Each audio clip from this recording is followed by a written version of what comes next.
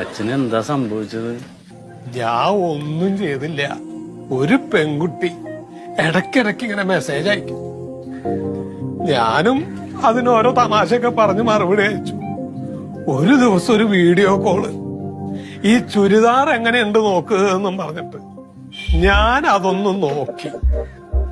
ആ ഒരൊറ്റ നോട്ടത്തിന് പിന്നെ അവളുടെ മെസ്സേജ് വരണത്, നിങ്ങൾ എനിക്കൊരു 2.5 ലക്ഷം രൂപ എന്റെ കയ്യിൽ തന്നില്ലെങ്കിൽ ഞാനും നിങ്ങളും കൂടി നിൽക്കുന്ന ഈ വീഡിയോ ഇപ്പൊ ഞാൻ പുറത്തിറക്കുന്ന.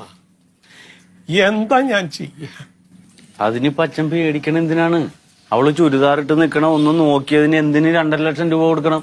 ചുരിദാർ ഇട്ട് നിൽക്കല്ല, അവള് ഒരു കയ്യിൽ പിടിച്ചിരിക്കുന്നു. നോക്കിയാ